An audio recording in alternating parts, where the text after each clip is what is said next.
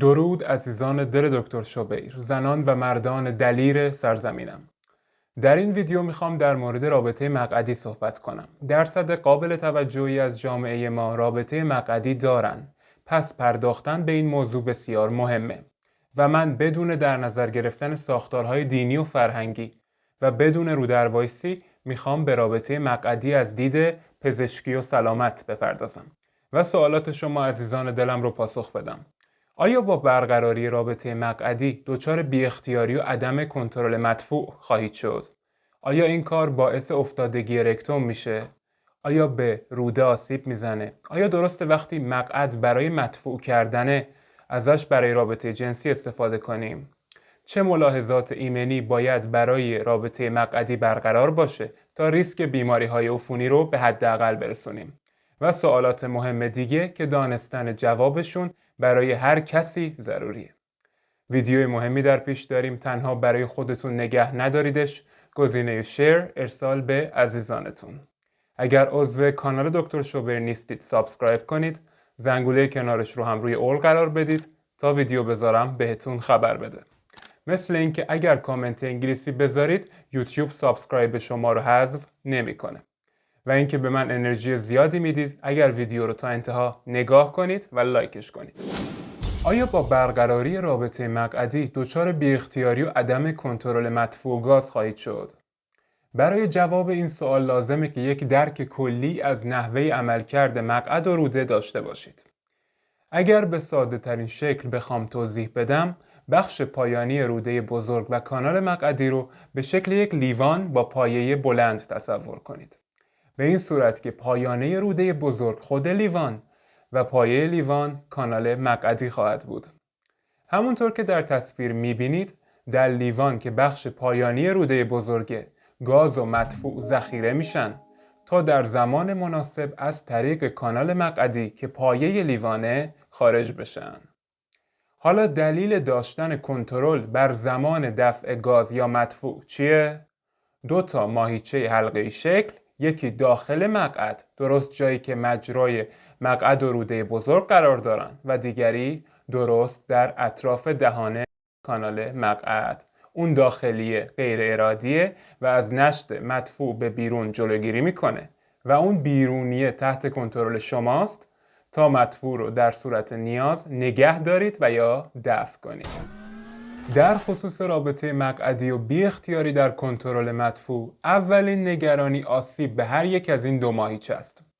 در گزارش ها و مقالاتی که من بررسی کردم، بخشی از افرادی که رابطه مقعدی داشتن، میزان جزئی بی اختیاری و فوریت در دفع مدفوع هم داشتن. پس آیا این به این معنیه که رابطه مقعدی احتمال ابتلا به بی اختیاری مدفوع رو افزایش میده؟ جواب این سوال به چند چیز بستگی داره. 1. میزان روان کننده. 2. شدت و سرعت دخول. 3. حجم و ساختار جسم. مقعد به طور طبیعی روان کننده تولید نمیکنه، مثل واژن و یا دهان نیست و بافت رکتوم نازکتر از بافت واژنه. این یعنی امکان پارگی های میکروسکوپی وجود داره. بنابراین وقتی صحبت از رابطه مقعدی ایمن میشه، استفاده از روان کننده فوق‌العاده مهمه. پس اگر در رابطه مقعدی از مقدار مناسبی روان کننده استفاده کنید، دخول آرام داشته باشید و از جسمی سخت استفاده نشه، ریسک این مورد کمتر و کمتر خواهد شد. حالا افتادگی رکتوم چی؟ آیا رابطه مقعدی باعث افتادگی رکتوم میشه؟ برای جواب این سوال اول باید بدونید که افتادگی رکتوم اصلا چی هست. پس بیایید دوباره بریم سراغ لیوان پایه بلندمون. افتادگی رکتوم یعنی پایانه روده بزرگ شروع به پایین اومدن کنه و به دهانه مقعد نزدیک و حتی خارج بشه. حالا ساختاری که این رکتوم رو نگه می‌دارن چیان؟ یکی قدرت ماهیچه های پایینی و اون یکی قدرت رباط های بالاییه. پس برای اینکه رابطه مقعدی باعث افتادگی رکتوم بشه، باید به این ماهیچه ها، رباط ها و اعصاب اون ناحیه آسیب وارد بشه. آیا این امکان پذیره؟ بله، احتمالش وجود داره. اگر رابطه جنسی مقعدی با شدت و سرعت بالا باشه، همزمان دخول بدون توجه به میزان درد ادامه داشته باشه اگر از روان کننده استفاده نشه و از اون بدتر از جسم خارجی سخت با حجم‌های غیرعادی استفاده کنید، خطر و ریسک این مورد بسیار زیاد خواهد شد. مثلا آسیب‌های بافتی در زایمان هم به همین شکله. هرچی کودک بزرگتر باشه و سریعتر در لگن حرکت کنه، خطر آسیب دیدن هم بیشتر خواهد بود. واضحه اگر دخول با استفاده از یک شی بزرگ صورت بگیره و سرعت زیاد باشه، آسیب خواهد زد.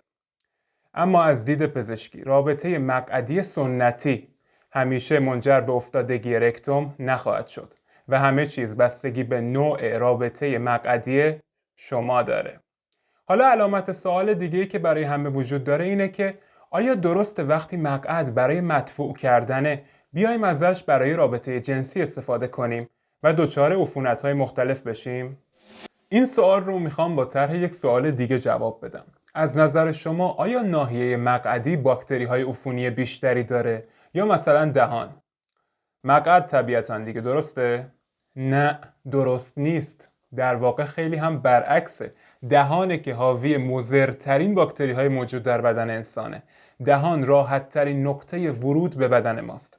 به گونه‌ای طراحی شده که به جای دفع کردن مسئول وارد کردن باشه.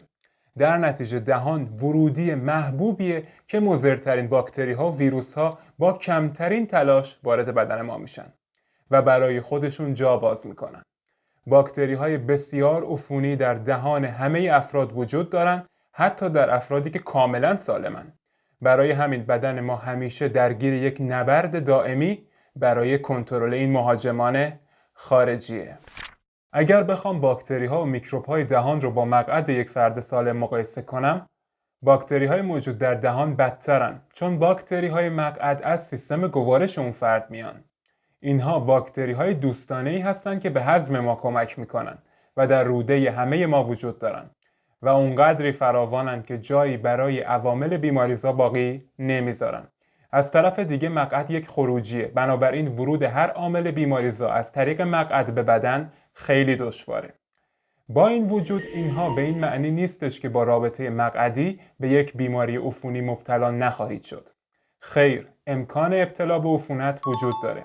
اگر فردی به بیماری‌های گوارشی مبتلا باشه و اگر بیماری‌ها و ویروس‌های جنسی داشته باشه، مسلماً اینها در مقعد اون فرد هم وجود دارن و میتونن فرد سالمی که با اونها تماس برقرار میکنه رو مبتلا کنن. پس همونطور که در رابطه جنسی واژنی و دهانی ریسک بیماری‌های عفونی وجود داره، در رابطه مقعدی هم این ریسک وجود خواهد داشت. حالا میدونید چه چیزی ریسک ابتلا به بیماری‌های عفونی رو به حد اکثر میرسونه؟ ریسک ابتلا به بیماری‌های عفونی زمانی خیلی بالا میره که شما رابطه دهانی، رابطه واژنی و رابطه مقعدی رو با هم داشته باشید. یعنی آلت تناسلی که در دهان بوده بدون شستشو وارد واژن و یا وارد مقعد بشه. این چرخه با هر نقطه شروعی ریسک ابتلا به عفونت رو چندین برابر بالا میبره. اگر میخواید رابطه مقعدی با ریسک کمتر داشته باشید، 1. خودتون رو تمیز کنید. 2. بدون شک از محافظ استفاده کنید. 3. همزمان چرخه دهانی، واژنی و مقعدی وجود نداشته باشه. 4. میزان زیادی روان کننده تهیه کنید که مورد تایید و تاریخ دار باشن. 5. به مقعد برای آشنایی با یک جسم خارجی زمان بدید. 6. با سرعت و شدت منطقی دخول کنید. 7. از جسم سخت با اندازه های غیر منطقی استفاده نکنید. خیلی لطف میکنید این ویدیو رو برای دوستان و عزیزانتون ارسال کنید تا دست به دست هم بدیم و آگاه سازی کنیم و جامعه‌ای سالمتر داشته باشیم. همونطور که میبینید ویدیوهای دیگه ای هم هستند که میتونید به سادگی یک کلیک از مطالبشون بهره مند بشید. دوستتون دارم. مراقب همدیگه باشید. ویدیوی بعدی میبینمتون.